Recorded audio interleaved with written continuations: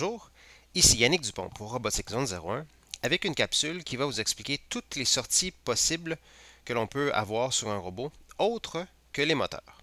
Alors les sorties, c'est les actions que l'on peut poser, bien sûr, avec les 4 blocs, les premiers blocs que j'ai expliqués dans un autre tutoriel, on peut créer des mouvements de différentes façons. Mais il y a d'autres sorties que l'on peut utiliser. Et je parle bien sûr des 3 blocs que l'on voit actuellement, donc l'affichage, les sons, ainsi que les voyants lumineux. Alors, un par un, je vais décrire les blocs et ensuite je vous expliquer un tout petit peu qu'est-ce qu'on peut faire avec ça. Alors, le premier, c'est l'affichage à l'écran du EV3.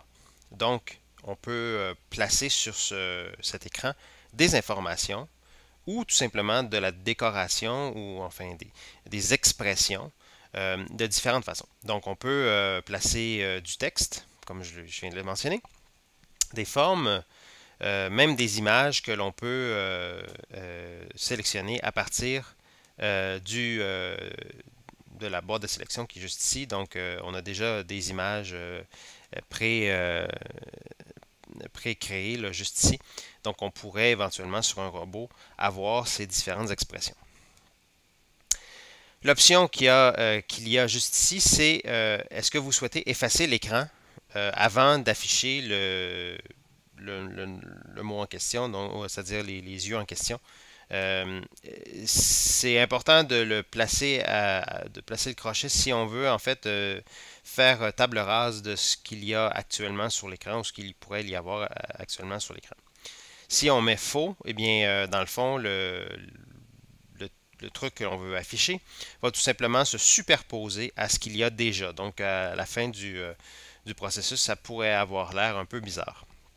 Ça peut être par contre très utile si on utilise du texte. Donc, si on veut écrire une phrase et puis avoir une valeur qui change, donc on pourrait à ce moment-là avoir la phrase, par exemple, sur un autre bloc.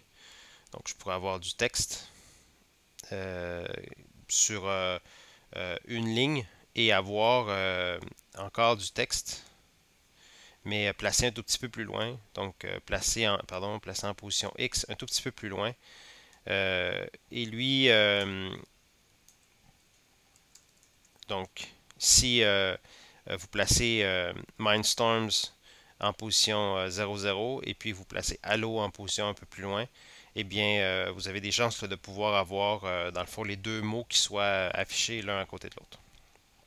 Il faut bien sûr faire des tests pour s'assurer que les mots arrivent aux bons endroits.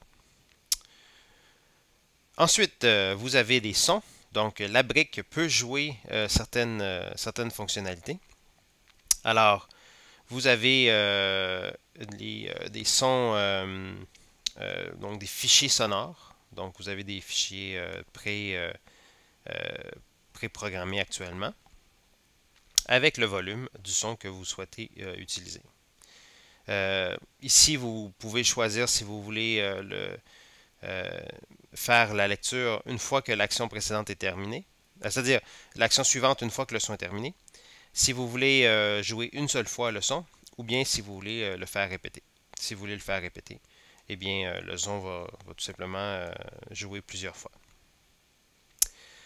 La dernière option, ici, c'est l'affichage ou enfin l'utilisation des couleurs sur la brique EV3.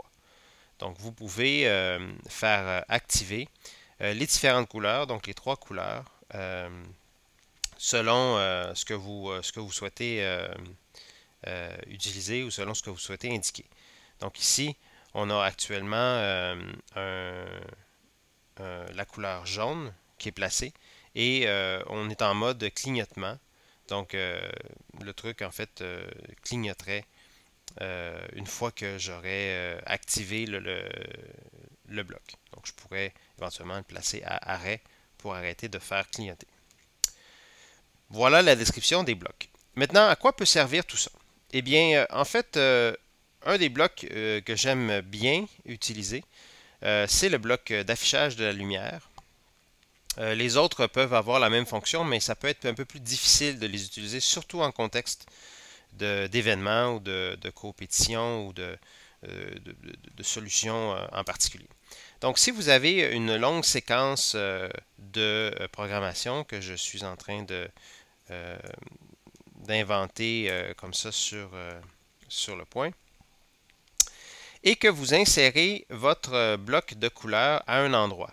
Donc, si vous le placez exactement où vous voulez vérifier quelque chose, eh bien, vous allez pouvoir voir visuellement la couleur s'allumer au moment précis où vous allez placer le bloc. Ce qui fait qu'en fait, vous pourriez avoir, si vous avez cette grande séquence placée sur votre surface de programmation, et vous n'êtes pas trop certain exactement où se trouvent les erreurs ou bien où se trouvent les différentes séquences de votre programme, eh bien, je vous recommande de placer ces blocs, même d'utiliser des couleurs différentes pour pouvoir reconnaître que, effectivement, vous êtes bien rendu à cet endroit et que donc vous êtes satisfait de la programmation des blocs qui sont placés juste en avant. C'est un truc qui est fort utile pour déboguer, mais aussi pour un petit peu s'orienter à l'endroit où vous êtes rendu dans vos programmes, surtout si vous avez des programmes qui deviennent de plus en plus volumineux. Alors sur ce, eh bien, j'espère que ça vous a bien aidé et bien, on se donne rendez-vous dans un prochain tutoriel.